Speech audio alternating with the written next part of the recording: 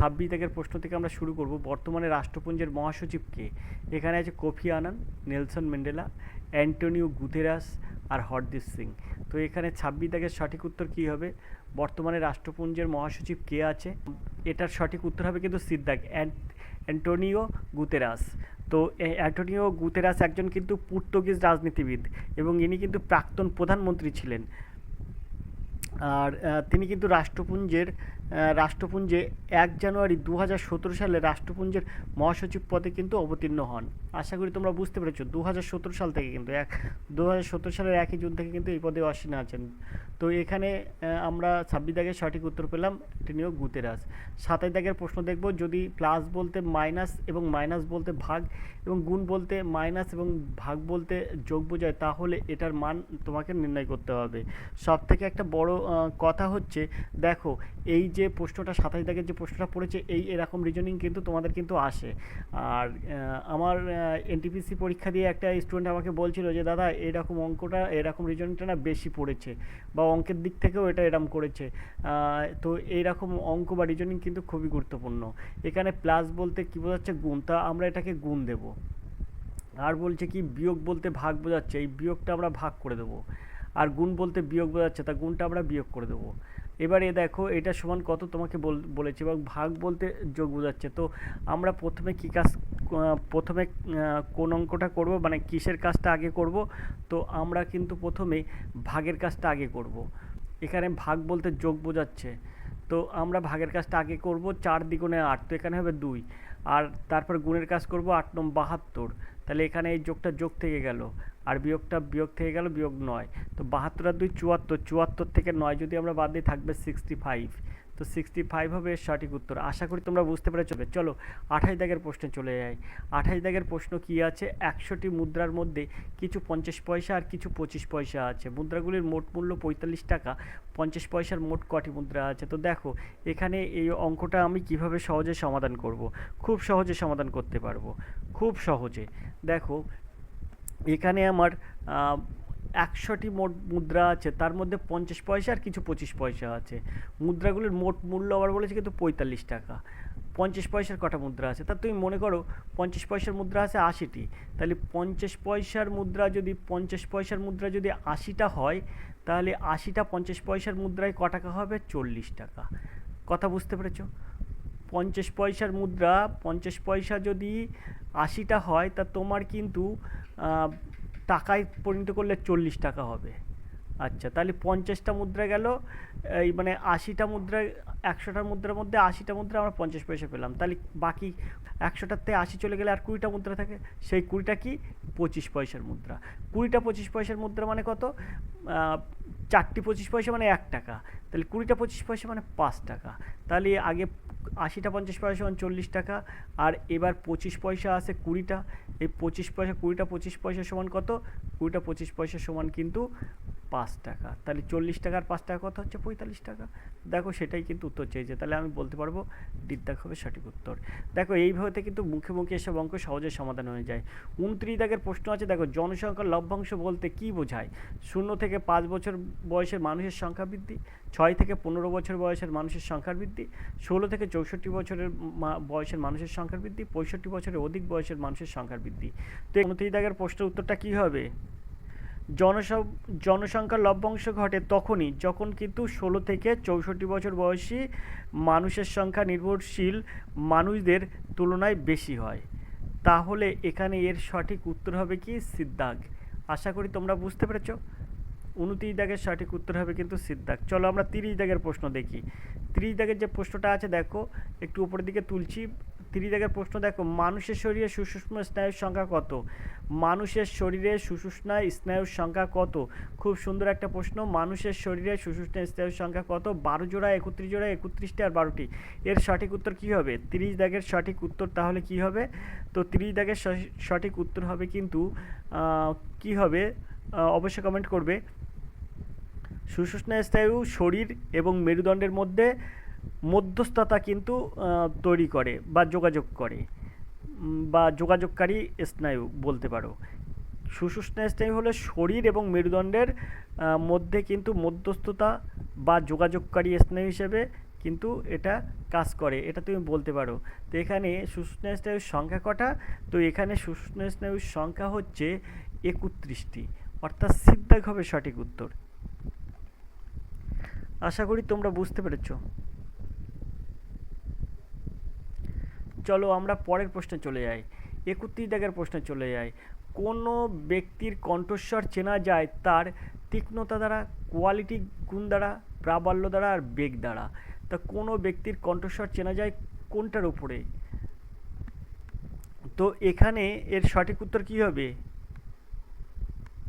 কণ্ঠস্বর কিন্তু তীক্ষ্ণতা দ্বারা কিন্তু চেনা যায়, এর দাগে হবে সঠিক উত্তর।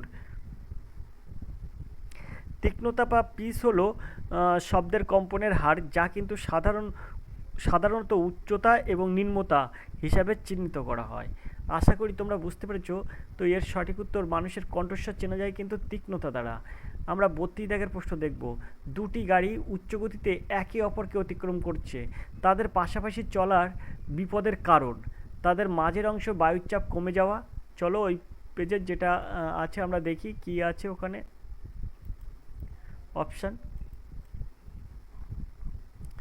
তাদের মধ্যে অবস্থিত বায়ুকণার বেগ বেড়ে যাওয়া, তাদের মাঝের অংশের বায়ুর চাপ বেড়ে যাওয়া, তাদের মাঝের অংশের বায়ুকণার বেগ কমে যাওয়া। তো এখানে এর সঠিক উত্তর কী হবে? তো এখানে এর সঠিক উত্তর হবে কিন্তু এই যে প্রশ্নটা ভালো করে দেখবে, প্রশ্নটা তোমরা দেখো ভালো করে, তারপরে উত্তরটা আবার একবার চেষ্টা করব। তো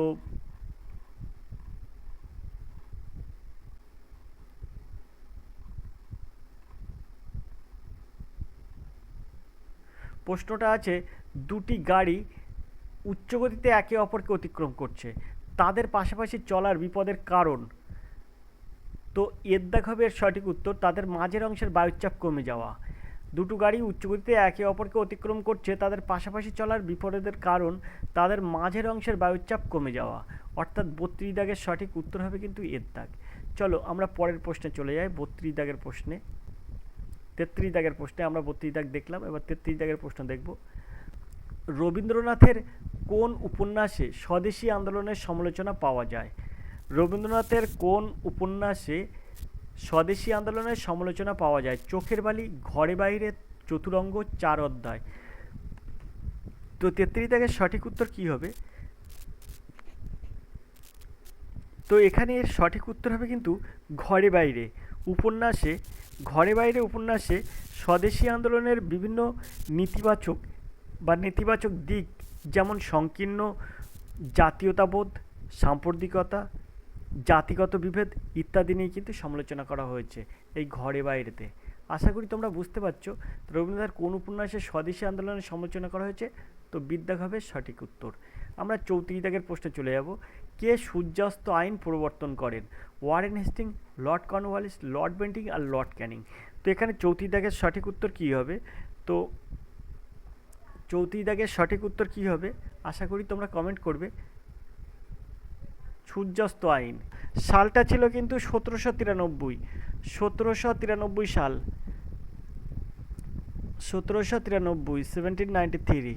চলো, সূর্যাস্ত আইন লর্ড কর্নওয়ালিস প্রবর্তন করেন, আর এটা হচ্ছে 1793 সাল।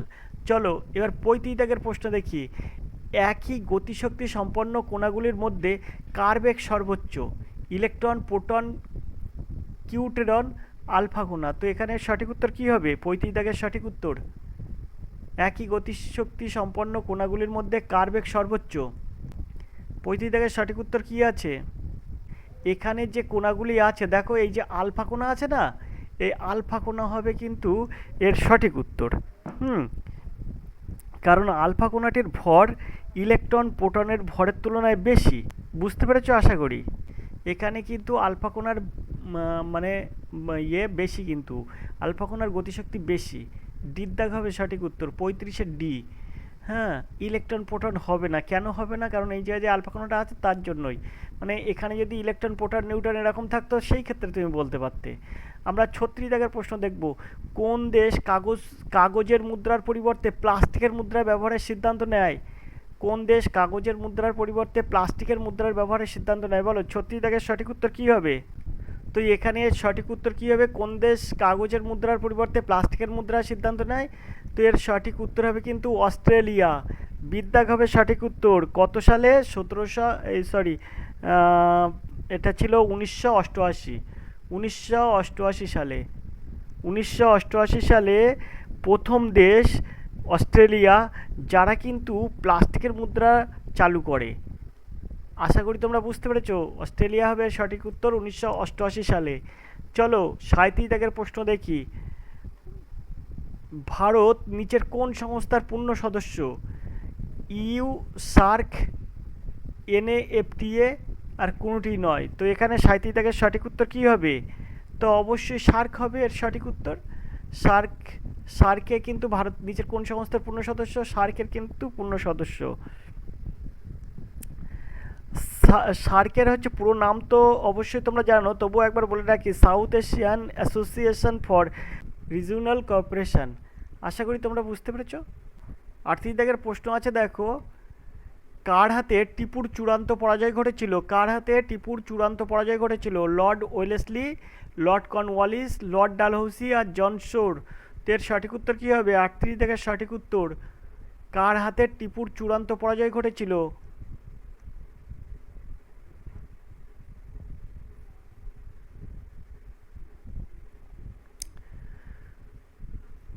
চতুর্থ অ্যাংলো মহীশূর যুদ্ধে 1799 সালে টিপু সুলতান লর্ড ওয়েলেসলির কাছে পরাজিত হন। তো এর সঠিক উত্তর হবে লর্ড ওয়েলেসলি, অর্থাৎ এর দাগ হবে সঠিক উত্তর। লর্ড ওয়েলেসলির কাছে টিপু সুলতান কিন্তু মহীশূর যুদ্ধ, যেটা 1799 সালে হয়েছিল, সেই যুদ্ধে 1799 সালে মহীশূর যুদ্ধে টিপু সুলতান কিন্তু পরাজিত হন লর্ড কর্নওয়ালিসের হাতে। 39 দাগের প্রশ্ন বলবো, কি আছে? 36 কেজি মিশ্রণে বালি সিমেন্টের ওজন অনুপাত 7:2। কত কিগ্রা বালি মেশালে ওই অনুপাত হবে 5:1? তা 36 কেজিতে আছে কত? বালি আছে আর সিমেন্ট আছে 7:2। তা আমার সেটাকে 5:1 এক করতে হবে। তো কিছুই না, আমরা এটাকে একটু ক্যালকুলেশন করব। 7 আর 2 9 করব, তাহলে 36কে 9 দিয়ে ভাগলে 4 হবে। এবার 4কে 7 দিয়ে গুণ করলে 4 সাথে 28 হচ্ছে বালি, আর 4 নং 36 যে 4 বলেছি, তার 4কে 2 দিয়ে গুণ করবো, 4কে 7 দিয়ে গুণ করবো আর 4কে 2 দিয়ে গুণ করবো। 4 দিনও 8 হচ্ছে সিমেন্ট, বালি 28, সিমেন্ট 8। এখন বলেছে কত কিগ্রা বালি মেশালে অনুপাতটি 5:1 হবে। তো তুমি বিভিন্ন রকমভাবে করতে পারো। বালি মেশাবো x কেজি মনে করো, তাহলে 28-এর সঙ্গে তুমি যোগ করো x আর নিচে দাও এই 8 সমান সমান 5/1, এটা করতে পারো। আবার তুমি বলতে পারো যে এখানে যেহেতু বলছে ক কিগ্রা বালি মেশালে 5:1 হবে, তা 28-এর সঙ্গে কত যোগ করলে সেটা 5 দ্বারা ক্যালকুলেশন করলে কিন্তু ভাগ হয়ে যাবে। অর্থাৎ যদি তুমি 28-এর সঙ্গে 12 যোগ করো, তাহলে 28 আর 12 হবে কিন্তু 40। এখন সেই 40কে যদি তুমি 5 দিয়ে ভাগ করো, তাহলে 5 8 40, 5 দিয়ে ভাগ করলে 8 হবে। সেই ক্ষেত্রে এখানে আমার কি হবে? তখন আমার বালি হয়ে যাবে 40, আর সিমেন্ট যেটা আছে সিমেন্ট 8 8ই থেকে যাবে। তাহলে সিমেন্ট কিন্তু 8 8 থেকে গেল, তো 40 আর 8 কিন্তু হয়। তো সেই ক্ষেত্রে 5 8 40, 8 কে 8, 5:1 হচ্ছে। তাহলে আমি বলতে পারি 12 কেজি। আশা করি তোমরা বুঝতে পেরেছো। আবার তোমরা এখান থেকেও বার করতে পারো, যেভাবে তো বার করতে পারো, তা মুখে মুখে হয়ে যায় বলে আমি এটা কিন্তু তোমাদের বলে দিলাম। এখন বলেছে 40 দাগের প্রশ্ন, দেখো। কিছু পরিমাণ টাকা সরল সুদে 2 বছরে 756 টাকা, 3.5 বছরে 873 টাকা হলে টাকার পরিমাণ কত? তো এটা কিন্তু খুবই সহজ। কিছু পরিমাণ টাকা সরল সুদে 2 বছরে 756 টাকা, 3.5 বছরে 873 টাকা হলে আসল কত? তো দেখো 3 বছর আর 2 বছর, 3.5 বছর আর 2 বছর গ্যাপ হচ্ছে 1.5 বছর, 1 2 বছর।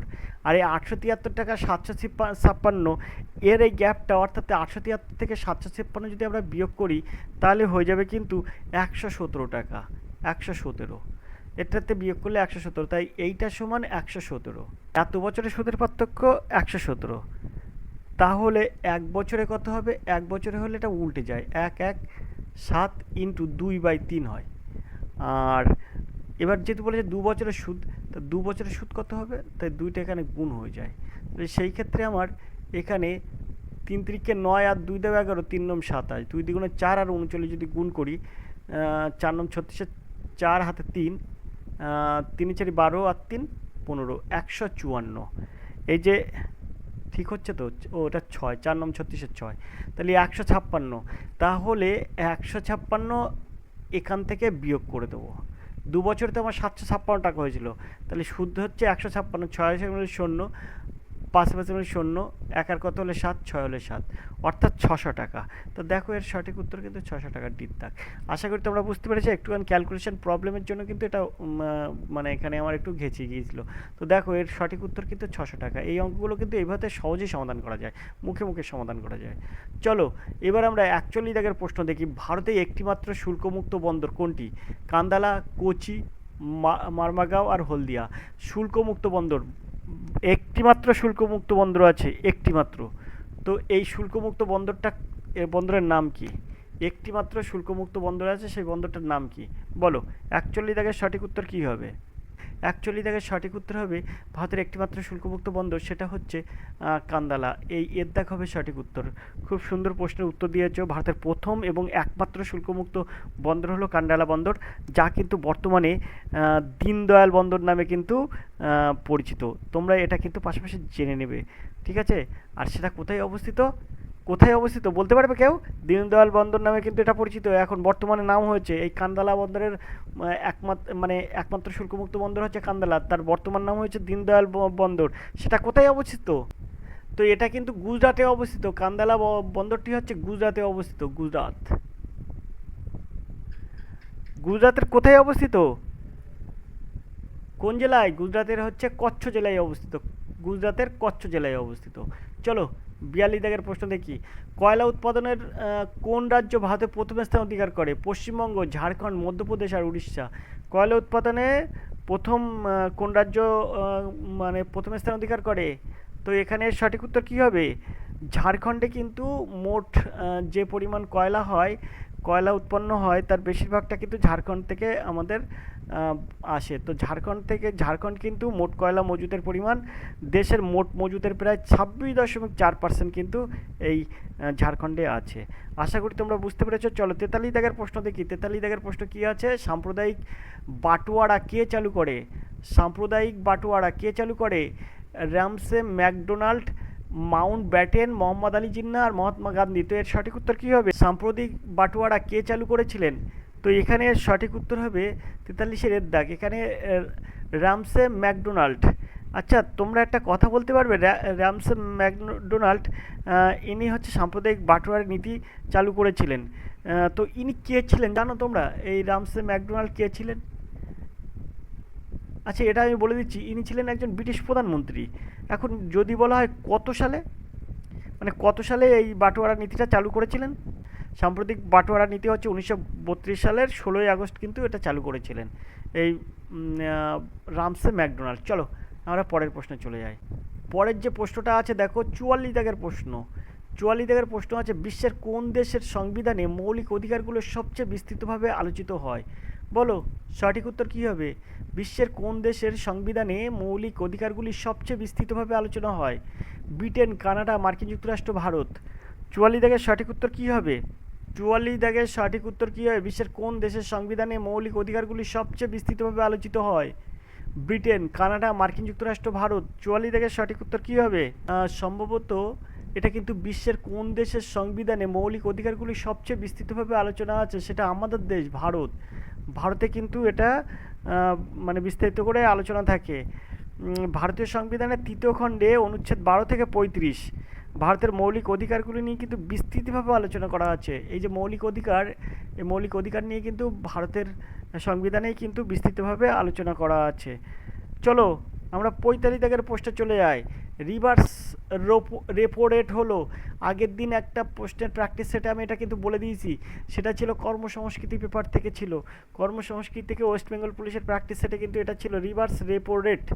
রিভার্স রেপো রেট যে হারে রিজার্ভ ব্যাঙ্ক অন্যান্য ব্যাংকে টাকা ধার বা জমা দেয়, যে হারে অন্যান্য ব্যাংক রিজার্ভ ব্যাঙ্কে টাকা ধার বা জমা দেয়, যে হারে রিজার্ভ ব্যাঙ্ক বিভিন্ন অর্থকারী সংস্থাকে টাকা ধার দেয়, এ এবং সি দুটোই। তো এখানে এর সঠিক উত্তর কী হবে?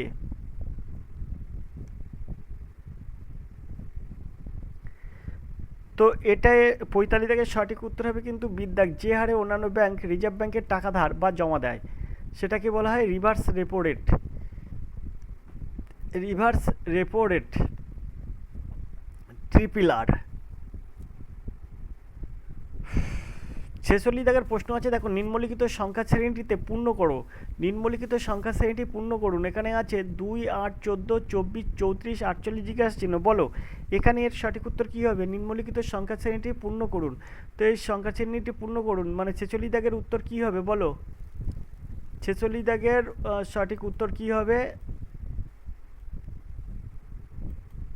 নিম্নলিখিত সংখ্যা শ্রেণীটি পূর্ণ করুন। বলো এর সঠিক উত্তর কী হবে? 46 দাগের সঠিক উত্তর কী হবে? তো 46 দাগের সঠিক উত্তর দেখো এখান থেকে একটা দেখো এই দুটোর পার্থক্য কত? 2 আর 8-এর পার্থক্য দেখো 6, 8, 6 পার্থক্য 6। এখানে 14 আর 24-এর পার্থক্য দেখো 10, 24 আর 34-এর পার্থক্য দেখো সেখানেও 10, 34 আর 48-এর পার্থক্য দেখো 34 আর 48-এর পার্থক্য কিন্তু 14। তাহলে আমরা কিন্তু এখানে 6, 6, 10, 10, 14, 14 করবো। তাহলে 48 আর 14 কত হবে? সেটা করলেই হয়ে যাবে। 48 আর 14 হচ্ছে 8 আর 4 12, 2 হাতে 1, 1 আর 1 2 আর 4 6, 62। তাহলে এখানে কিন্তু সঠিক উত্তর হলো 62। আশা করি তোমরা বুঝতে পেরেছ। সুন্দরভাবে কিন্তু এসব সহজে সমাধান করা যায়। আমরা পরের প্রশ্নে চলে যাব 47 দাগের প্রশ্নে। Poverty and un-British rule in India কে রচনা করেন? Poverty and un-British rule in India কে রচনা করেন? রমেশচন্দ্র দত্ত, দীনবন্ধু মিত্র, দাদাভাই নৌরোজি, মৌলানা আবুল কালাম আজাদ। তো 47 দাগের সঠিক উত্তর কী হবে? সঠিক উত্তর হচ্ছে সিদ্ধাক দাদাভাই নৌরোজি। দেখো এই প্রশ্নটা কিন্তু তোমরা অনেকেই এই প্রশ্নের সাথে সম্মুখীন হওনি। আগে যে রিজনিংটা করেছি রিজনিংটার সঙ্গেও তোমরা কিন্তু এখনও পর্যন্ত কোনোদিন সম্মুখীন হওনি। তো এইরকম নিত্য নতুন একমাত্র আর এডুকেশন স্কুল তোমাকে দেবে। তো দেখতে থাকো আর এডুকেশন স্কুল। চলো আমরা 48 দাগের প্রশ্নে চলে যাই। 48 দাগের প্রশ্ন কী আছে? যে বৃহত্তম সংখ্যা দ্বারা 650, 775 এবং 1250কে ভাগ করলে প্রতিবারই একই ভাগশেষ থাকবে তা হলো 15, 25, 30 আর 50। তো এর মধ্যে সঠিক উত্তর কী হবে? যে বৃহত্তম সংখ্যা দ্বারা 650, 725, 1250কে ভাগ করলে প্রতিবারই এক ভাগশেষ থাকবে। তো এর সঠিক উত্তর কী হবে? তো এইসব ক্ষেত্রে অঙ্ক কিভাবে তুমি সমাধান করবে?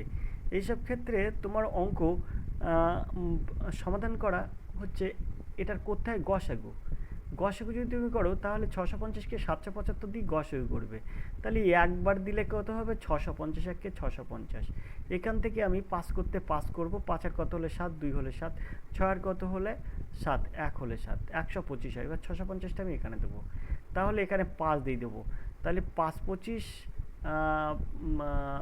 5 এক 5, 5 5 25, 5 হাতে 2, 5 2 10 আর 2 12, 2 হাতে 1, 5 1 5 1 6, 625 হয়। এখান থেকে আমরা 25টা নেব আর এইবার 125টা আমরা এখানে দেবো।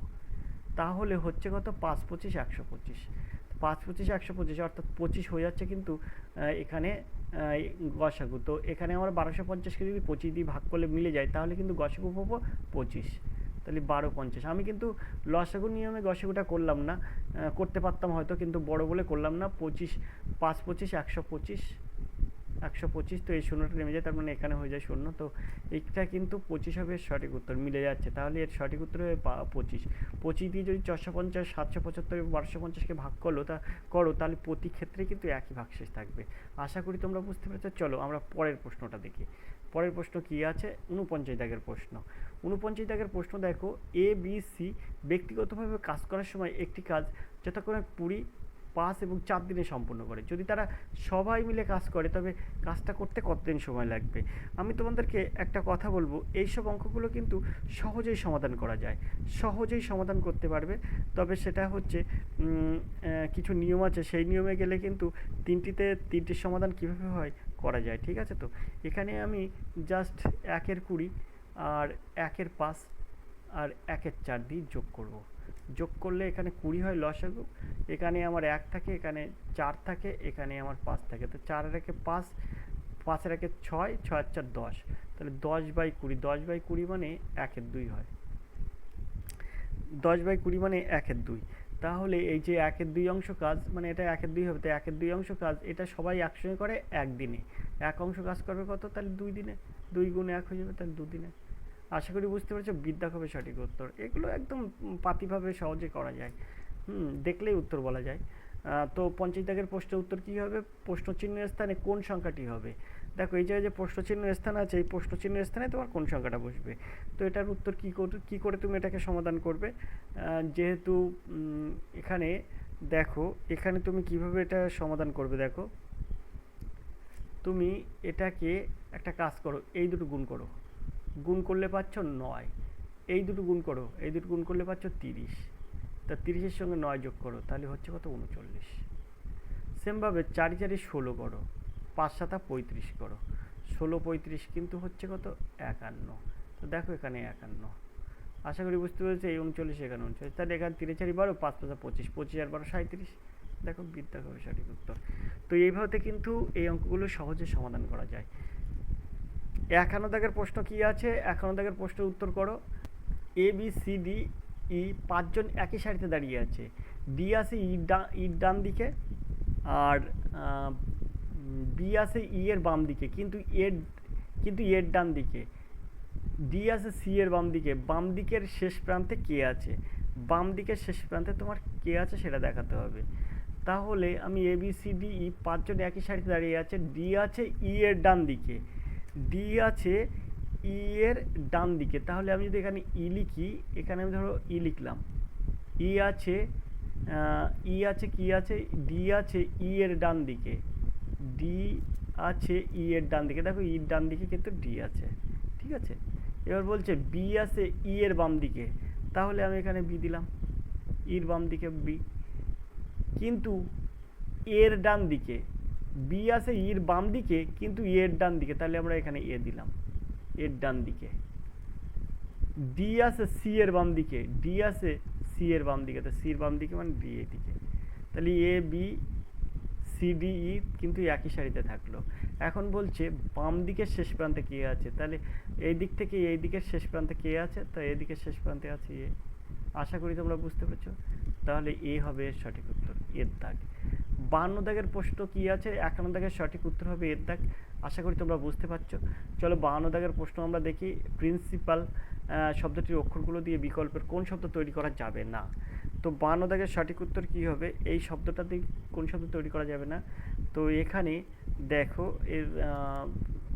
এখানে যেগুলো আছে তার মধ্যে ডির অপশানে দেখো এই যে ই আছে না, ই কিন্তু এই শব্দের মধ্যে নেই, তাই এই শব্দটা কিন্তু এই শব্দ দিয়ে তৈরি করা যাবে না।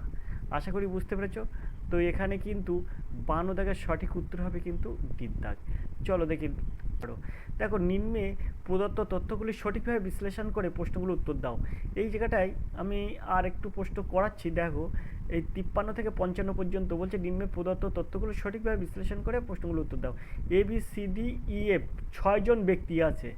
এইটা তোমরা মনে রাখবে, আমরা ওই পিঠে গেলে এখানে আর চলে আসতে পারবো না, ঠিক আছে। তো A B C D E F 6জন ব্যক্তি আছে, সি হয় এফ এর। এবার ওই দিকে চলো, সি হয় এফ এর।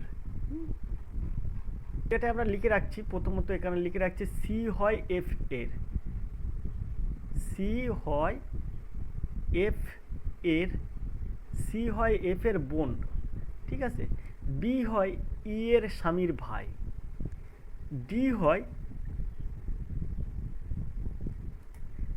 হয় এর বাবা এবং এফ এর ঠাকুরদা।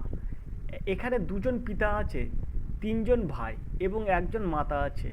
তো এখানে মাতাটা কে থেকে যাচ্ছি, সি হয় এফ এর বোন, এফ হচ্ছে এই যে এফ এর বোন হচ্ছে সি, ভালো করে বুঝবে। সি হয় এফ এর বোন, বি হয় ই এর স্বামীর ভাই, তাহলে বিটা আমরা এখানে দিলাম। আর ডি হয় এর বাবা, ডি হয় এর বাবা, এর বাবা হয় ডি।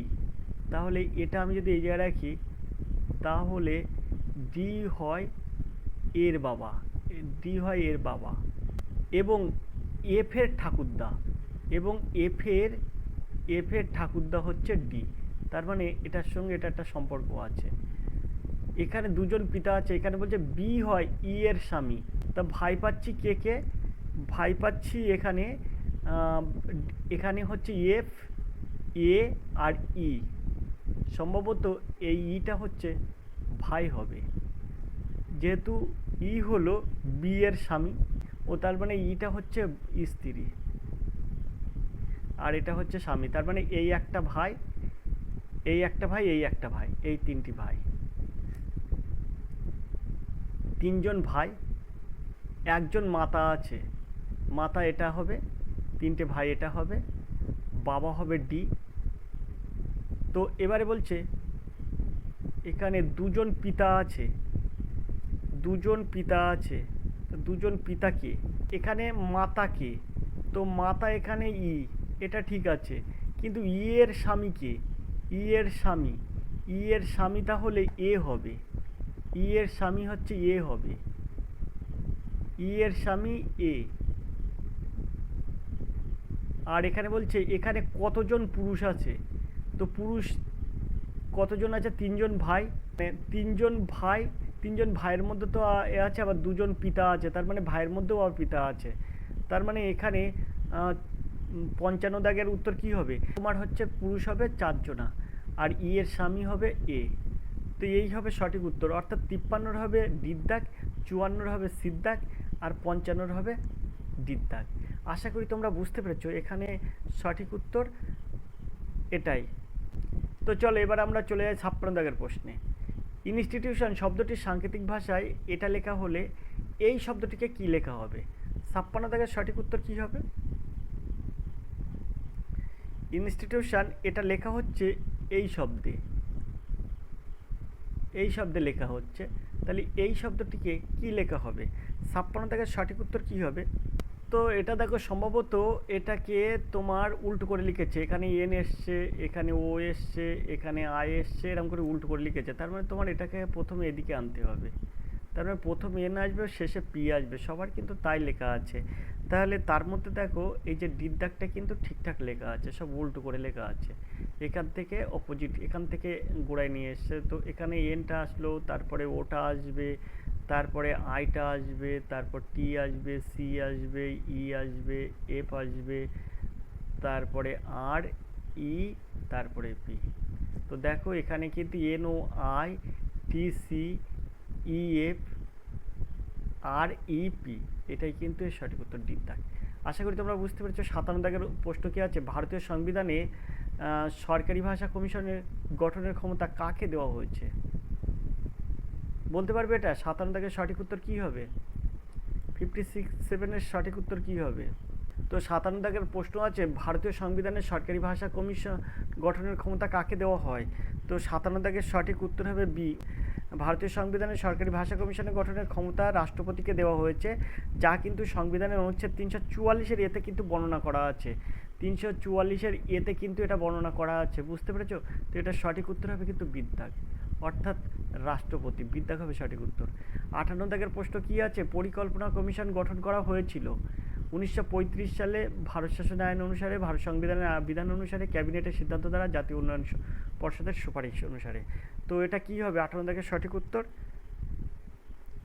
তো এর সঠিক উত্তর হবে কিন্তু সিদ্ধাক, ক্যাবিনেট সিদ্ধান্ত দ্বারা কিন্তু এটা করা হয়। 1946 সালে কিন্তু ব্রিটিশ সরকার ভারতের ক্ষমতা হস্তান্তরের জন্য একটি পরিকল্পনা তৈরি করতে চেয়েছিল, তাই কিন্তু ব্রিটিশ ক্যাবিনেট সিদ্ধান্ত দ্বারা পরিকল্পনা মিশন গঠন করা হয়েছিল।